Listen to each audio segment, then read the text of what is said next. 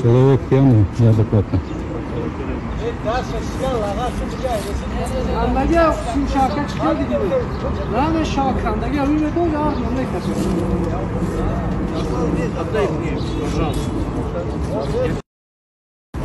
Зашел в мечеть с гранатой, снял кольцо.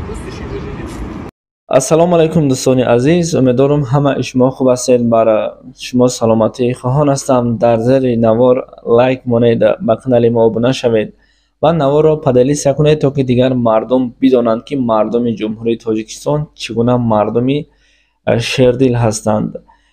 нафаре ки пеши роҳи тарконидани масҷидро дар вақти намози ҷумъа гирифтааст, ин як ҷавони тоҷик будааст.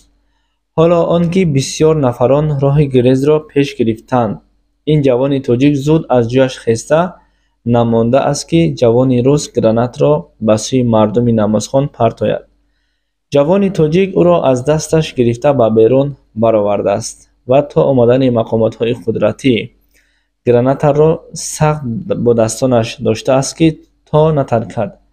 дар наворҳои сабти камераҳои назоратӣ дида мешавад ки дар ҳақиқат ин ҷавон аввалиншуда ба назди ҷавони рус меояд.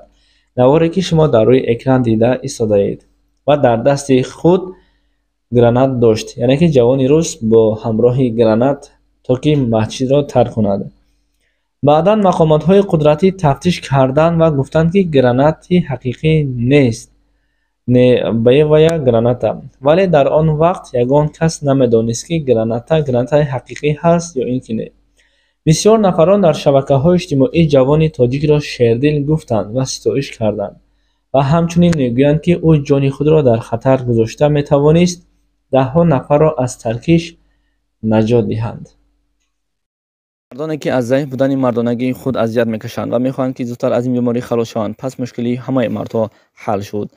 экуминия паста барои бемории простатит, барои хуногирифтагӣ ва мардонагиро боқувват кардан.